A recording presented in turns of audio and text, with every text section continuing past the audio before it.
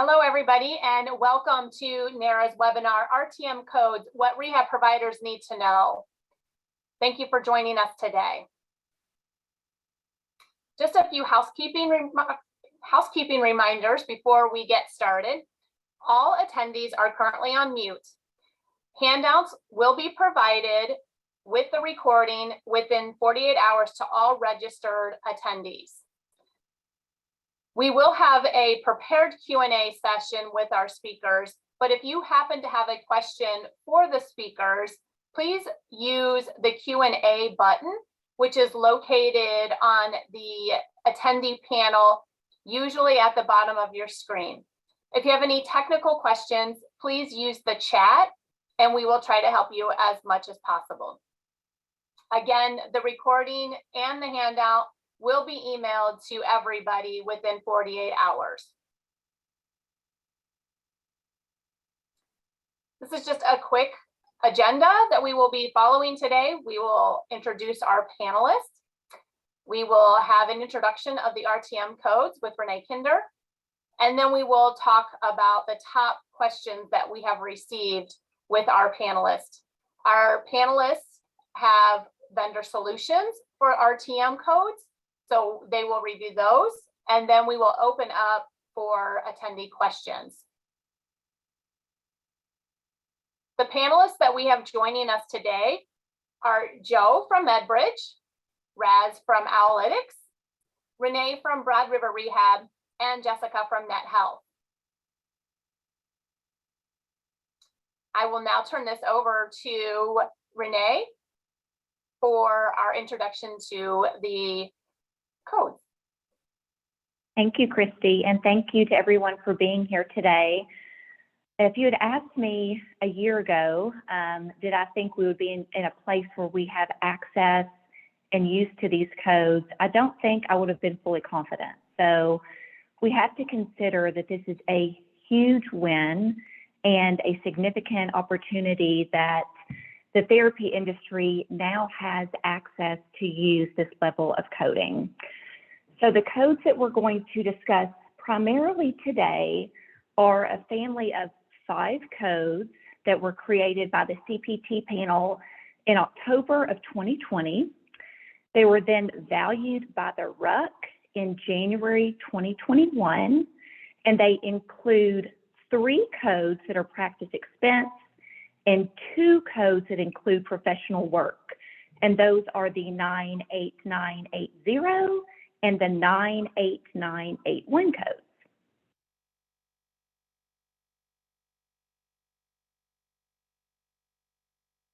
All right, a little bit of history and background. So it's important to know that the opportunity for code creation takes a significant amount of time. So we should consider all of the advocacy work that came from ASHA, APTA, and AOTA to get us to this point. It takes a long time for codes to actually be written, for there to be the collaboration across all of the users that will have access to the codes, and then for the codes to be valued.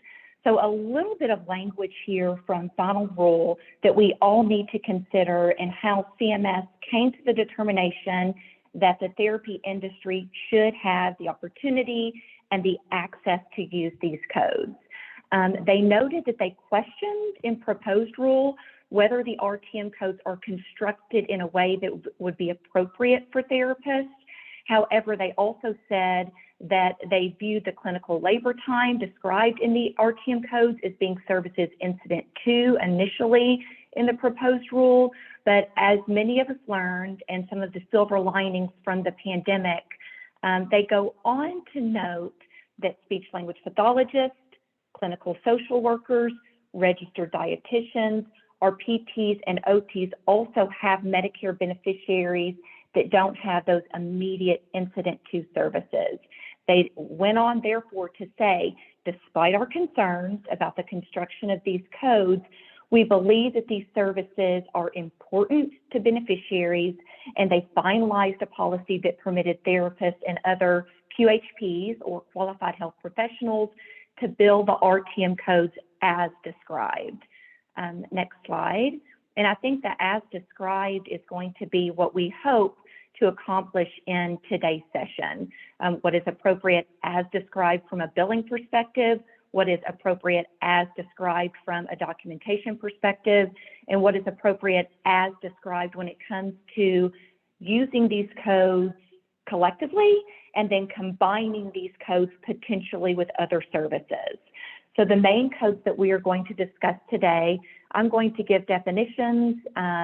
Joe's going to cover some documentation. Raz will give you billing and coding, and then Jeff is going to talk about practical application for use.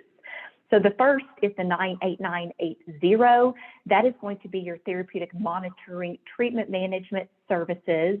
And it's important to note this is time in a calendar month, requiring at least one interactive conversation with the patient caregiver during that month.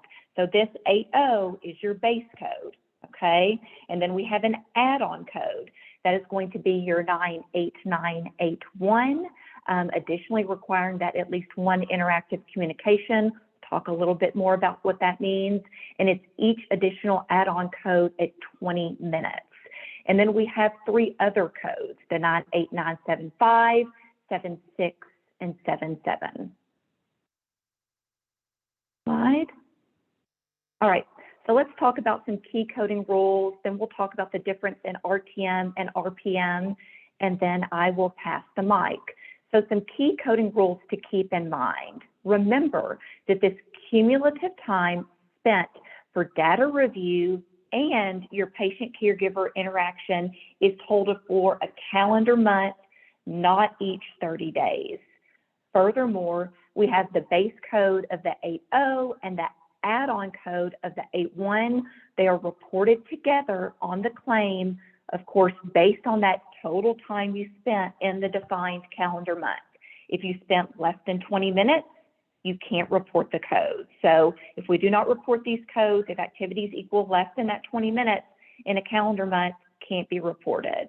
Also important to recognize that the 80 and 81 do require at least one interactive communication with the patient or the caregiver. I know that our vendors here today have some solutions to help you accomplish that metric. Also, the interactive communication contributes to the total time, but that does not need to be the entire time. So it contributes to the total time, but it does not need to represent the entire cumulative reported time for the management services.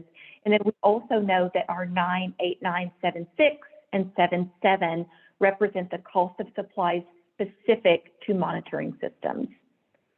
And just a brief note on RTM versus RPM, because there still appears to be, in some cases, confusion. Also, we're seeing this lovely evolution in the CPT world. I suspect we'll continue to see similar codes proposed and approved when it comes to interacting in patients in unique and different ways.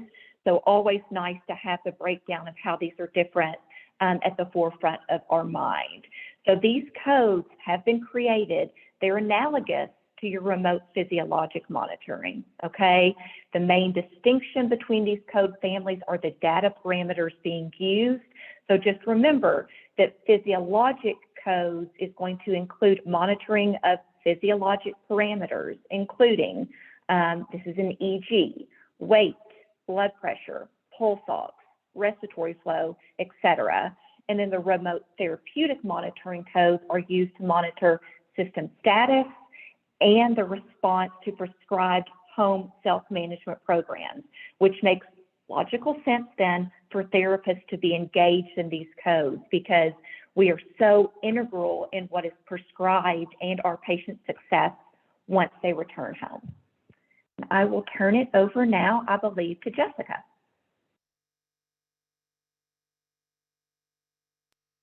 All righty. Well, thank you. Thanks, Renee. That's fantastic. So the first question coming up is, when is it appropriate to use an RTM code? All right. Well, a remote therapeutic monitoring code is essentially, you would use it, for example, when you're using a medical device as defined by the Food and Drug Administration to monitor a patient's health, or response to treatment using non-physiological data. So for example, RTM can be used to monitor things like medication adherence, response to therapy, musculoskeletal activity, and respiratory activity. And what this means is that RTM can be used to monitor treatment, for example, specific to pain or functional status, and adherence to exercise therapy. The other, really great thing about RTM is that it allows for self-reported data from patients. I don't know if any of you use our photo product, but if you do, that a lot of that feedback about functional status really comes from our patients, from the patients whose information is in photo. But that information can also be used as part of RTM. And so touching on what Renee said, she had a slide there that was around, well, really, how is RTM different from remote patient monitoring or remote physiological monitoring? And I just want to come back to that slide a little bit, right? Because there is a difference. So RPM describes non-face-to-face monitoring and analysis of physiological factors to understand a patient's health status. So for example, you would use RPM to monitor blood pressure, blood sugar level, their heart rate, and also RPM monitoring can't include patient-reported data. So all the data has to be, digitally or automatically uploaded to the provider, right? It can't be information that's self-reported by the patient. So there are some real differences between RTM and RPM to be careful of and be aware of. They do different things, and they include and exclude certain pieces of data and information. And what kind of, provider would be able to use an RTM code. So providers who are eligible to bill for evaluation and management services can bill RTM codes, as well as those who aren't eligible to bill for E&M services, such as physiatrists, physical therapists, dietitians, and other qualified healthcare professionals. And really, that's the gist of it. I suppose if you are using a medical device to monitor treatment, that's the first inkling to think, hey, can I use RTM here? And then you start working from there. But if you're thinking about using some sort of device or application or software, that should be the trigger to think, okay, what do I do from here? Which code do I use? Can I use these codes? All righty. Right. Can I answer one question that's came in through the Q&A? I don't know if this is the right time, but I'm going to go for it because it's, I think, relatively straightforward. And I butchered the technology and marked it done. So Mark McDavid, I'm sorry, I'm clearly not technologically savvy, but you asked about the NetHealth software and setting up these codes in the software to capture the required information. Yes, we are. We're very much working to include the RTM codes and having that information captured. Hopefully that answers your question. If it doesn't, we can catch up and have a further discussion. Okay, thanks, Jessica. And we do, as I mentioned earlier, we will be providing these slides to everybody. We do have a couple of case studies. We have a total of 5 case studies that you can refer back to with the use of the RTM codes. So Jessica, back to you. How often can you bill for RTM codes? Okay, so this is a really great question. And it's really great because you've got to love compliance, right? Very few things are so straightforward. They can often be complex. And this is one of those cases. It really is why I love compliance. I know, a glutton for punishment here. But the answer of how often can you bill for RTM codes is that it varies by code. So generally, you need to look at the code, and some of them require, you could state that you can only bill once a month. One says, every 30 calendar days. Another depends on whether you can bill, depends on doing, at least 16 monitoring sessions in a month, in a month, right? So you really need to look at the codes and determine, how often they allow you to use it. On the whole, it's usually within 30 days or a calendar month, but there are caveats and there are conditions to that, right? So for example, codes 98975, 98976, and there's one other, they require you to, you can only use that code after 16 days of monitoring. And you can use that code once in the month. But you do need to look at code by code. A few other things to be aware of. So for billing codes 98980 and 98981, because nothing is ever straightforward, again, be aware that the time spent should be reported per calendar month. The time spent doesn't include clinical staff time required for data collection.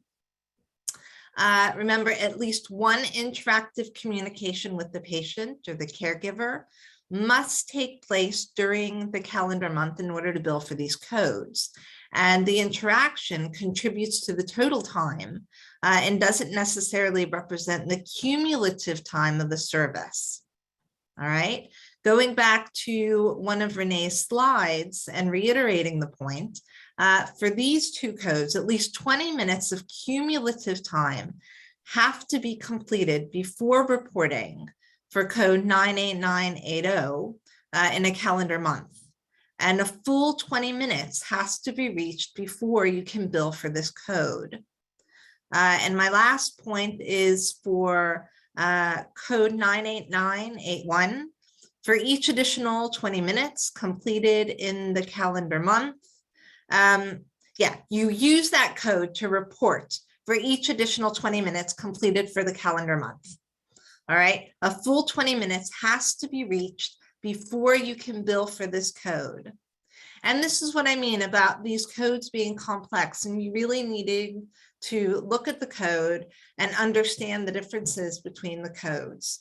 There are all kinds of caveats. So there's that 30 days or calendar month, but there are caveats attached to different codes as to how often and when you can bill them.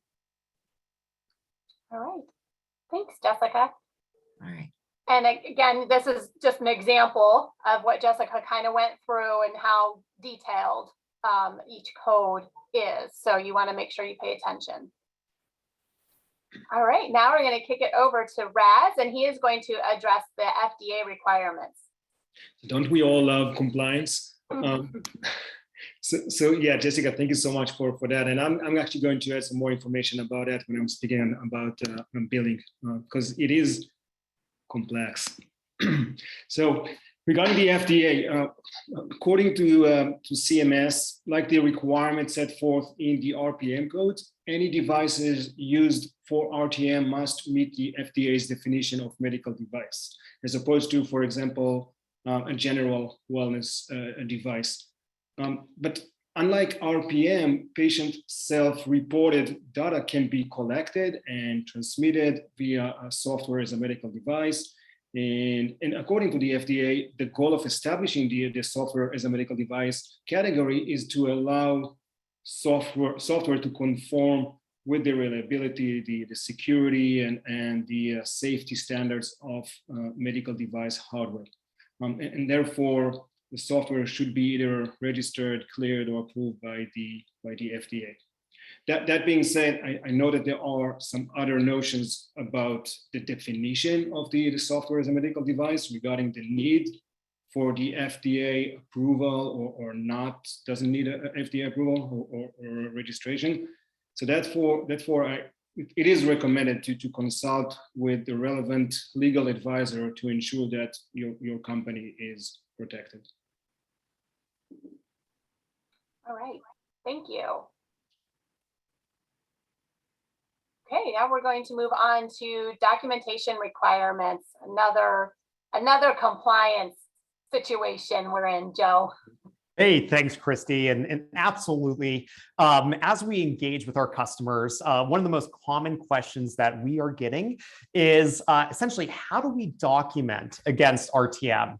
And so really the first piece I want to point out, and then we'll go through some specific nuances for each of the codes, is to ensure that you have essentially documented the parameters in which you are using RTM.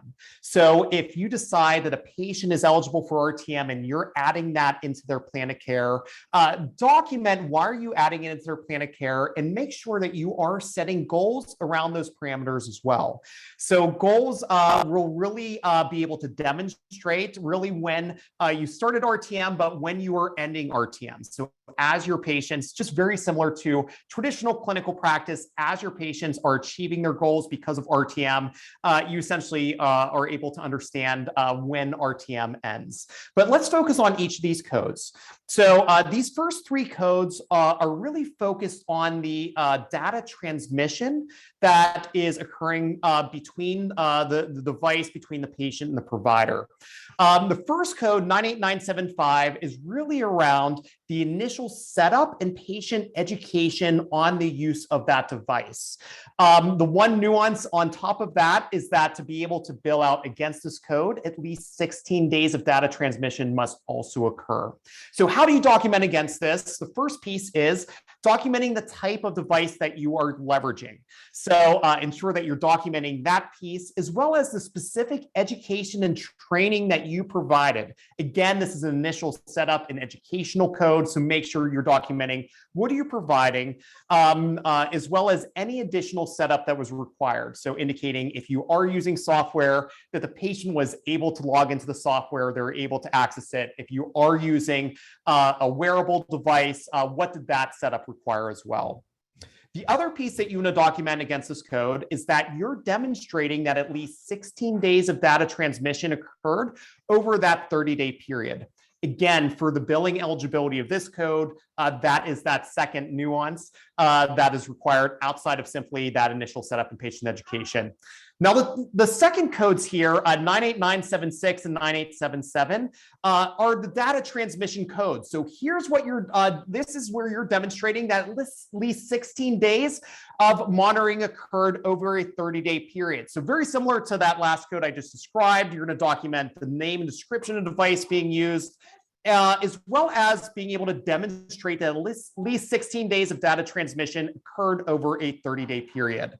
The nuanced difference between 98976 versus 98977 is that 98976 is for the monitoring of respiratory systems, as opposed to 98977 being a musculoskeletal system.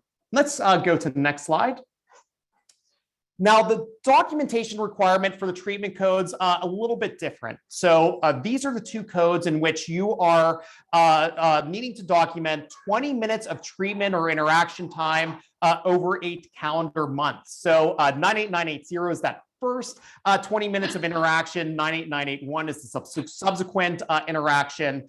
But from a documentation perspective, you're documenting essentially the same things for these two codes. The data that was gathered from the device, the date and time of the patient and caregiver interactions, and any decisions that you leverage to advance that patient's plan of care.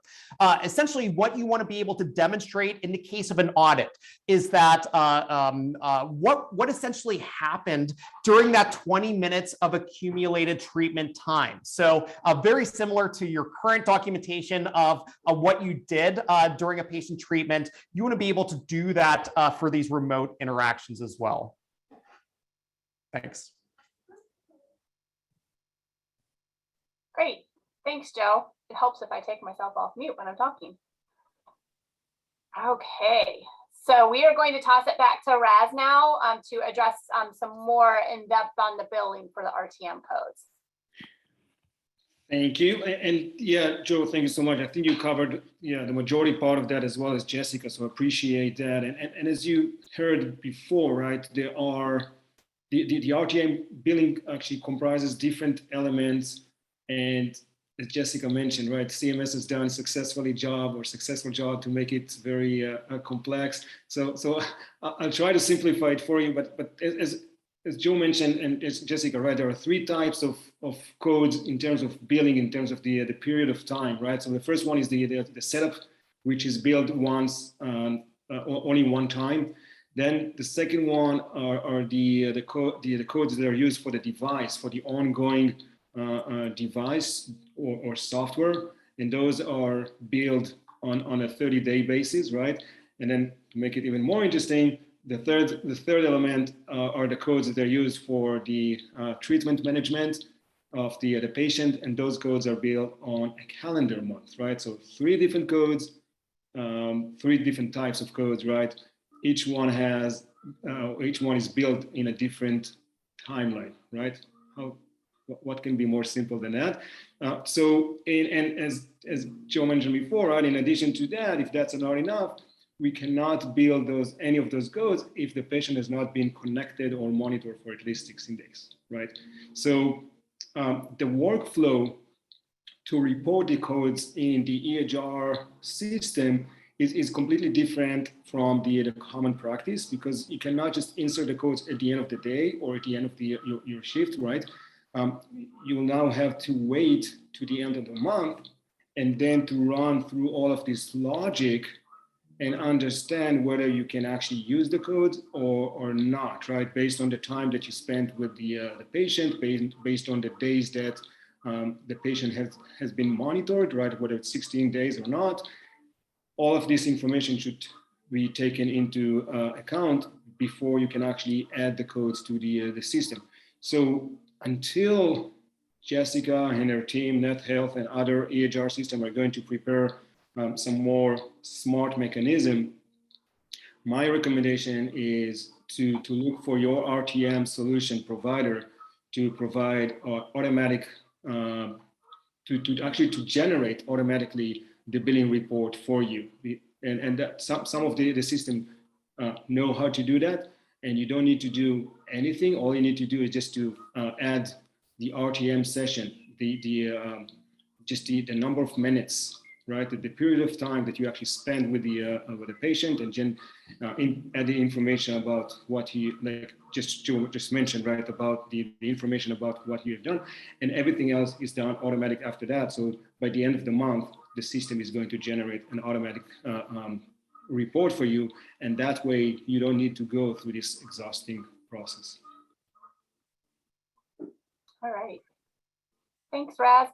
We had a question come in, so I'm going to back up the slides just for a moment. The question was, can you bill 98975 for initial education specific to the data you are capturing, even if it is a device that the patient already owns? So the answer to that question is no. So the APTA did put out guidance specific around that, indicating that if you are not providing a device to the patient, if they own that own device, you essentially aren't setting them up on that device. So a great question, but that is at least the guidance that has come forth so far. Yeah, and I'd agree with that. That's absolutely correct. Good answer, Joe. Well done. Okay, let's get back. So now we're going to jump into our vendors, our solution partners here, as we call them at NARA. These folks help us address the issues that keep us up at night with our businesses and moving them forward. So as I mentioned before, we will provide you with these slides so that you have this contact information, but you can go ahead and snap a picture of it right now if you'd like. These are our three solution partners that are with us today, and each of them will go through their product, their solution that they have to offer. So we are going to start with Joe from MedBridge. Hey, thanks a million, Christy, and appreciate everybody listening in. Maybe if we advance to the next slide. What I want to do is start out and just provide a high-level overview on who we are at MedBridge, just for those listening in who might not be familiar.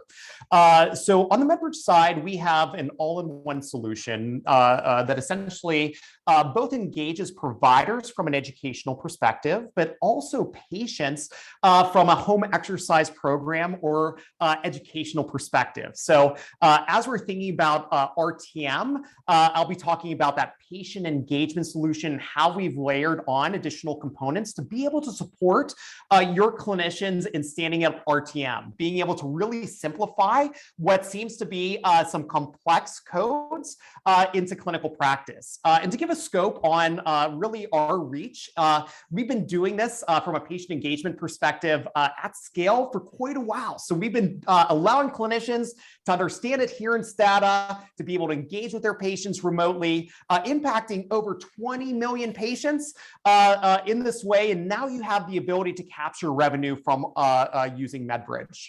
Next slide, Christy. So how does this work? Again, it sits on top of our patient engagement solution, and really the advancements that we have made allow your clinicians to understand all of their clinical treatment time, as well as all of that data transmission that occurred between the patient and provider. So let me show you what this looks like in a couple screenshots. So within MedBridge, in our patient engagement solution, each of your providers have a list of the patients that they're managing. We have added a net new feature where you can now tag patients who are eligible for RTM to receive RTM. So you can see here a net new patient. We are going to turn on RTM for this patient episode. The minute that we save that, and Christy, we'll go to the next slide, you will see the patient's record is now tagged as RTM enabled, and you also have an RTM activity button included. So when your clinicians click that RTM activity button, Christy, next slide, they'll now be able to log all of those clinical interactions that they're performing to accumulate to that 20 minutes of treatment time over a calendar month. So being able to understand how do we bill or understand how we bill against 98980 and 98981, we have created really the simple logging mechanism so that your clinicians understand all that time that they're spending in reviewing data, updating programs, and interacting with their patients via communications. So it's as simple as this. We're going to click the log new button. Christy, next slide. Here's where we're logging. Sorry, we're going to go back one. Here's where they're logging that interaction type, whether it be phone call, data review, adherence tracking, updating a program. It's as simple as that. And the minute that they log that, it then captures that information to report at the end of a calendar month. Christy, next slide. What we have created as well for each of your providers, as well as at the clinic level, is an ability to view at a high level all of that RTM time that is accumulated as well. So in terms of those first three codes for data transmission, you can understand the days that have accumulated to that 16 out of 30 days of data transmission. Here you're seeing a portion of the dashboard that's showing us the amount of treatment time as well. So you can understand what time was spent in the calendar month through those provider interactions. In the case of an OIG audit or another audit, you have really a one-stop shop to be able to pull the necessary reports to be able to demonstrate to that person auditing your organization. Next slide, Christy. And the last piece I want to highlight here is that we've additionally made documentation simple. So I know I just went through some documentation nuances, but we essentially allow you to download an attachment of all of the documented services that you provided through RTM, both at the patient level as well as at the treatment or clinical level. You can also copy and paste this data into the EMR. We're currently working with different EMRs through integrations. So we do integrate with the majority of EMRs today. We're looking at additional ways that we can push this data across and currently working through that on an integration side. And the last piece I'm going to show you is what does one of these report or attachments look like? This is an example report where we can see all of that clinical monitoring time to justify those codes 98980 and 98981, as well as a patient monitoring time to be able to demonstrate that at least 16 days of data has been transmitted through the software. So the last piece I'll simply point out here is that at MedBridge, our approach is leveraging our software as a medical device. So we do fit within that purview that Raz was describing with the FDA definition, recognizing either software as a medical device or true hardware as a medical device as well. But appreciate your time, Christy, and audience for allowing me to highlight MedBridge's approach to RTM. And this is live today. So if anybody has questions, please feel free to reach out. If you are using MedBridge, please feel free to reach out to your account executive or customer support team to get this turned on. Thanks. Right. Thanks, Joe. Jessica, do you want to address the question that was in the Q&A when you're doing your introduction? You're on mute. Yeah, just one that I'll address it in just a moment. So thanks, Christy. Joe, I don't know how I'm going to beat that demo because I wasn't really prepared to give a demonstration. Talk about us a little bit, but audience, I apologize. I don't have that kind of detail, but up for providing it, certainly on request. So it sounds like if I look at there was a man named, I think, Mark McDavid, who asked a question suggesting that a lot of our audience is using NetHealth products. So I'm not going to go into too much detail about what we do, because I think you already know that. We generally are an EHR company, a specialist EHR company, focusing in therapy, hospice, home health, wound care, occupational health. And we're also developing a very strong analytics solution. That's what harnessing data for human health is about, but really focusing on analytic solutions that we can provide for our clients using the products that they have. When we talk about RTM, Mark, you asked about, what NetHealth was doing to develop that RTM functionality.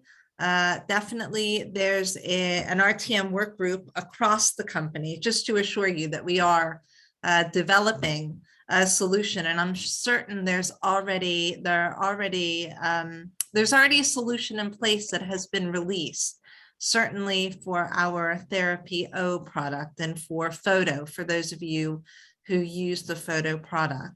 But there is an RTM work group looking at, how is the best place to integrate an RTM solution in with the product? What does that mean? What kind of reporting to develop? Because as I think it was Raz was saying around, allowing functionality that automates reporting is a key functionality. And that's something that's certainly important to us and that we'd like to provide to all of our clients and make your lives a little bit easier, reduce that complexity. And that really is in short. Like I said, I don't have a demo. All I can say is that this is certainly a significant priority. RTM is a significant priority for NetHealth. There's a group in place across all products that are developing this functionality. There are multiple therapy products that already have it. And it's tied in, the RTM functionality is tied into a suite of other services. So that includes, an exercise solution and a monitoring solution.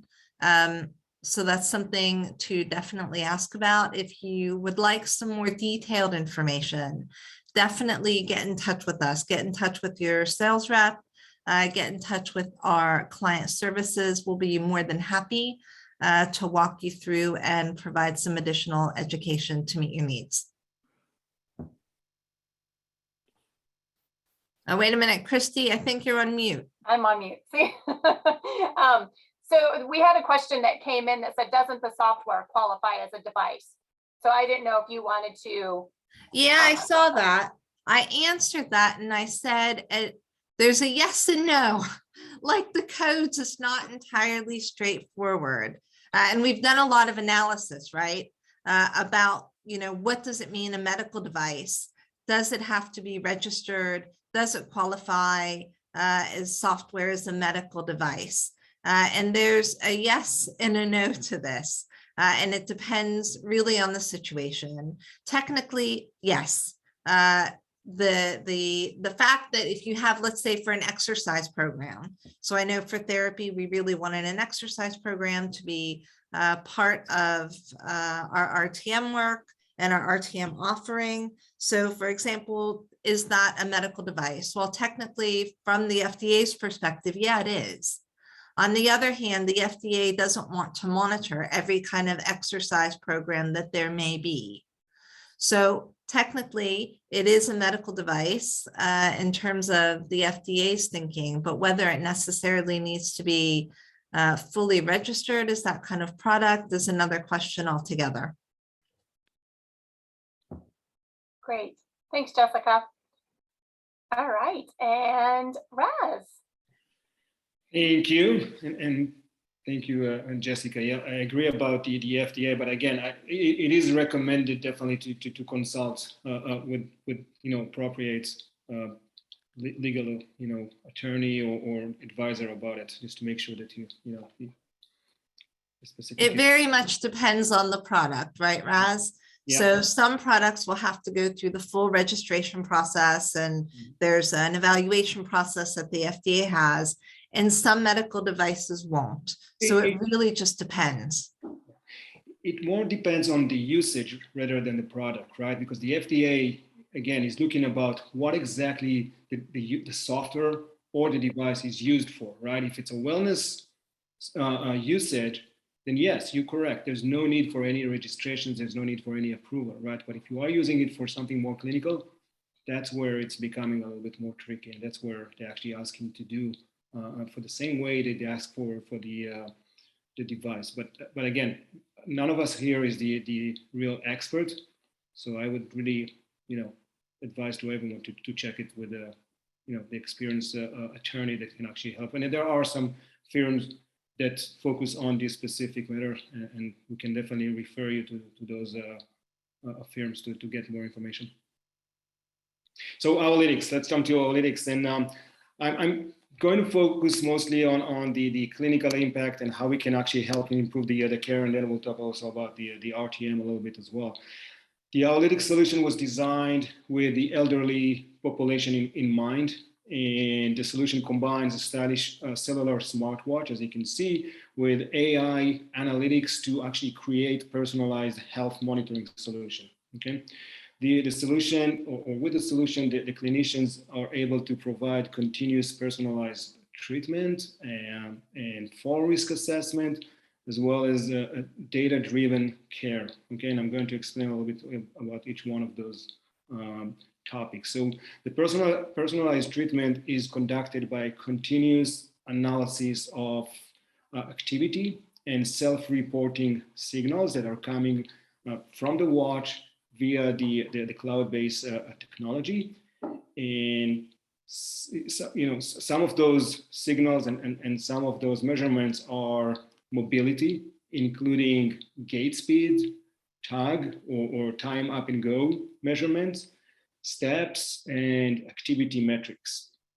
And then as well, at the same time, quality or sleep assessment, right? Including the duration of the sleep and also the number of wake-ups. All of this information is going to the therapist, and they can actually, based on the feedback, based on the trends that they're seeing, they can change the treatment. The fall risk assessment, it provides the clinician with a score. Okay, there's a personal score for each one of the patients or residents, and the score is calculated based on the information that is coming from the watch about different activities, as well as the EHR. So there's no interruption to the patient daily routine. Okay, and then the last one, the data-driven care, maybe I guess the best way to explain that is by an example, right? So one of the patients was actually sent the information to the therapist using the watch about pain, because there's an option to actually to submit information, as you can see here in the slide. You can see the screen with the 4 options about pain, stress, fatigue, and fall. They can actually send the information to the therapist, including the intensity of the case. At the same time, we also saw in the chart reduction in the gait speed. So the combination of this information helped the therapist to actually improve and adapt the therapy to actually address the issue and to improve the care of the patient. Some other elements of the solution that are important to mention, and one of them is the RTM billing reports that are generated automatically at the end of the month. So there's option to insert the time for the therapist, how long they actually spend in each one of the sessions. And the system is going to calculate all of the information based on that. So all of the decisions about the codes, which codes to include, to create the billing cycles, and everything is done automatically and provided to the therapist. And hopefully, until NetHealth and the other EMR will be able to do that as well, this can be a solution that is going to make the life of the billing, I guess, much easier. Then the other element is the watch, which is a stylish, it's waterproofed, smart watch that incorporate senior-friendly displays, right? The fonts are very large, very simple design, not too much functionality, right? We try to limit the functionality to make it as simple as possible for the senior population. And last but not least is the registration for the FDA Class 2. So that's also important. But again, back to the RTM, the solution designed for the RTM, right? It's everything is done based on the RTM requirements, and everything is provided in a very easy way for the users to provide, whether it's the reports or the information about the patients and rest of it. But again, the most important for us, first and most, is to make sure that we can actually help you to make impact on the patient care. Thanks, Raz. And then Raz, I know you don't have any samples, but you have something similar to like what Joe showed, as far as from your system, you can access reports that show how much you can bill and the tracking time and things like that, correct? Yeah, correct, yeah. Everything is included, and I'll be happy to demo it to anyone that is interested to see that, yeah. All right, and I think this question is aimed for you, Raz. Does it monitor blood pressure? We do have the, so our watch does monitor blood pressure, still not in the US. We are utilizing right now Samsung watch. Okay, this is in the past we used other vendors as well, such as Garmin, and Samsung does have blood pressure. It's not approved yet by FDA here in the US. We use that with other customers outside of the US. Once we get the FDA approval here in the US, we'll be able to use it here as well. And I can also answer the 16 days, right? There's a question here about the interaction, whether it's a fairly high bar. So in our case, we provide watches, right? The smart watches to the patient or residents, and what we have seen that they are very engaged with the watch, because they see the number of steps that they actually walk, the calories that they burn, the heart rate. So they wear that almost the majority of the day during the night as well. And 16 days, it's not an issue at all. They actually wear it most of the month, so it's not a challenge on our side.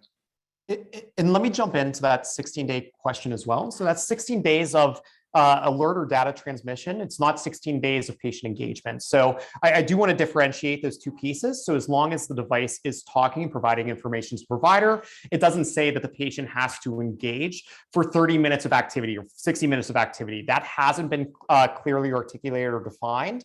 by CMS. So at least on our side, we are recommending to provider groups to really determine how much patient engagement is required then to be able to bill out against those codes. But right now it's 16 days of data transmission. That is correct. Yeah. Great. And then we did have a question, Joe. Is MedBridge FDA certified? Yeah, great question. So we do meet the definition of software as a medical device through the FDA. We did not have to register. So we hired both. So we have internal counsel, also hired external counsel. The external counsel that we leveraged are experts in the space. So we do meet that definition. You can leverage us for RTM, but we did not have to register to be able to use us for RTM. Yeah, hey, can I pitch in? Just to be clear, there are different routes with the FDA, right? And it just depends, as Raz said, on what your particular medical device is being used for.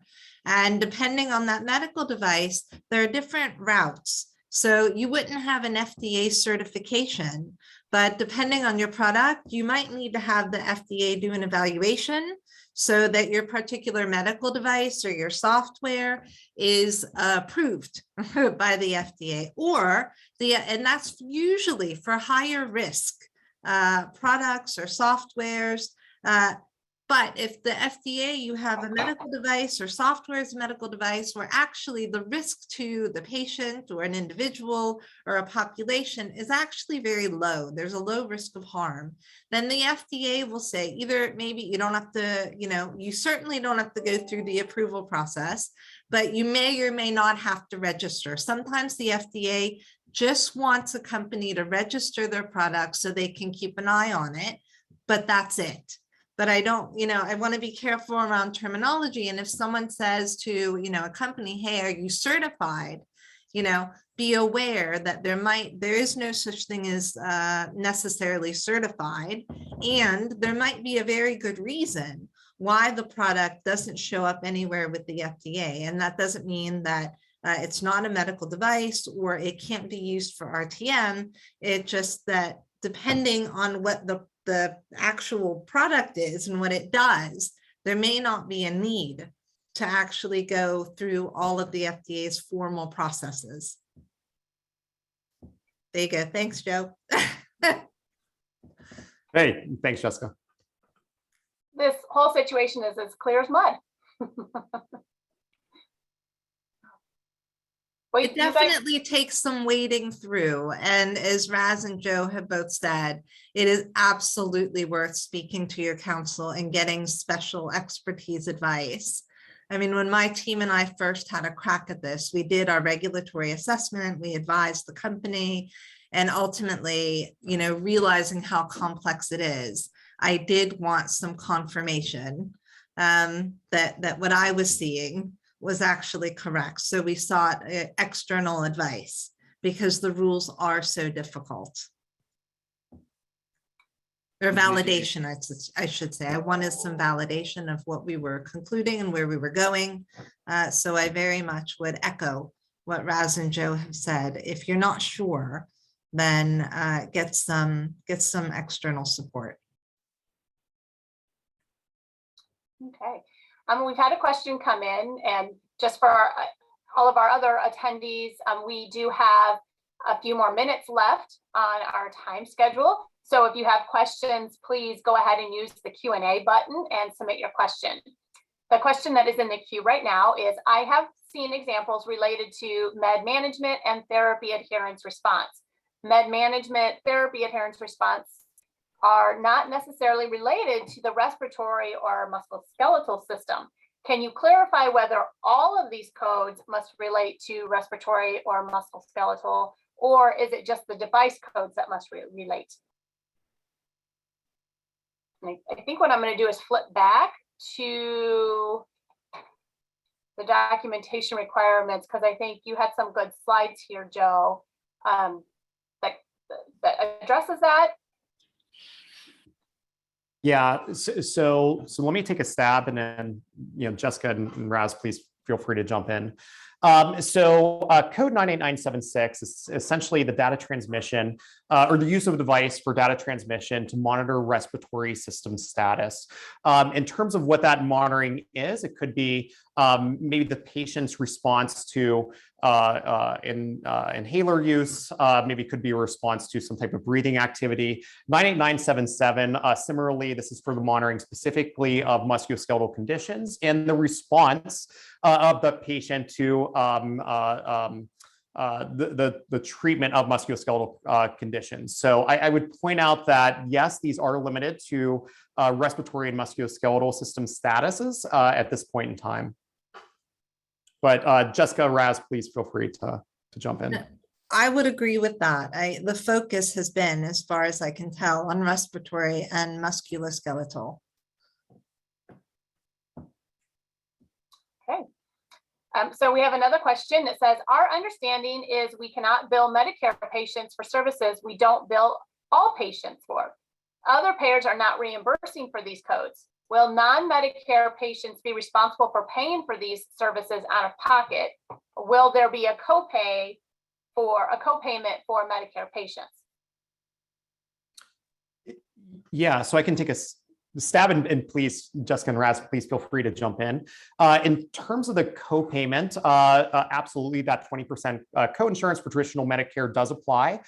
During the public health emergency, I know that you have the ability to waive that, but once that expires, I believe that you will have to charge that 20% co-insurance. In terms of non-Medicare patients, we have spoken to different commercial payers who are recognizing these codes as well. So I do want to put out there that on the MedBridge side, some of the discussions that we've had with commercial payers is that certain ones are recognizing these, as well as certain Medicare Advantage plans.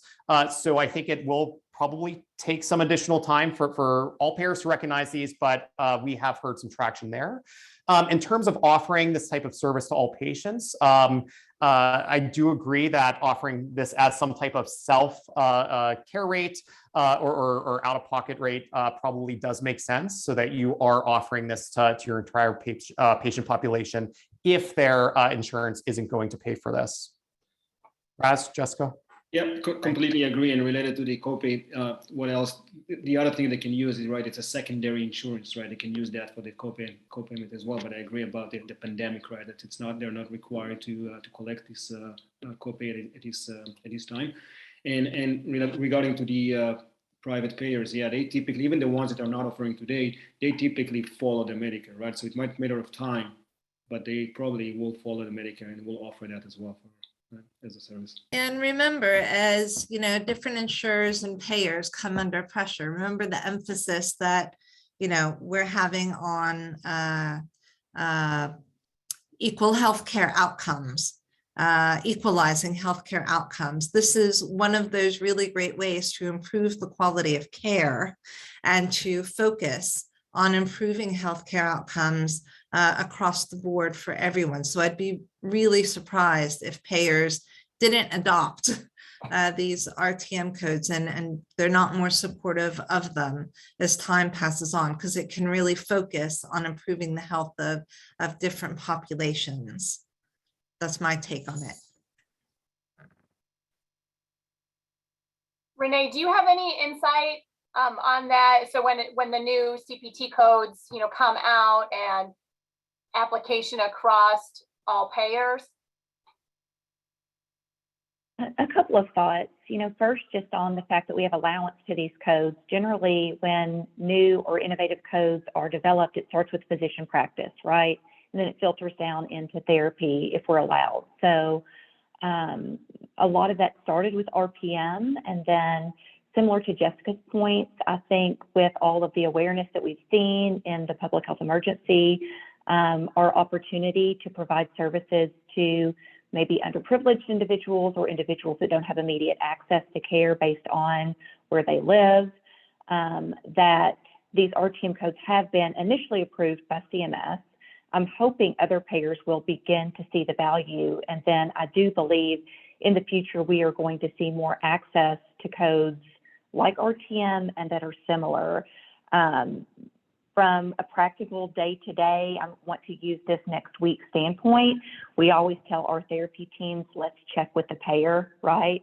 As with any managed plan, we want to check to see what code allowances are available in the immediate. So practical standpoint, I would say always check and make sure. Future goals and wishes, I do think that others will be adopting this with open arms if we show our value. So keep these slides that Joe has. I didn't mention it at the beginning, but I'm sure many of you received the email yesterday from DOJ that the OIG now has a new website just for telehealth monitoring and their initiatives. When anything is new, it's going to be evaluated for at least 3 years generally in the CPT world. So let's do this. Let's do it the right way so that it can be open to more payers down the road. Thanks, Renee. Sure. Well, we have 1 minute left. Well, now it's 3 o'clock. So, well, thank you guys so much for all of your insight and sharing your knowledge on this subject. And we hope that the information shared today has been helpful. As I mentioned earlier, we will be doing our best to turn this around quickly and get this out to you. I know we said 48 hours, but we will do our best to try and get this information out to all of you sooner than that. So watch your emails. It'll be an automatic email that comes from Zoom. So thank you, Renee, Jessica, Raz, and Joe for participating on our panel today and helping to square us away on the RTM codes. It's been a pleasure, Christy. Thanks for having us. Thanks, everyone. Thank you.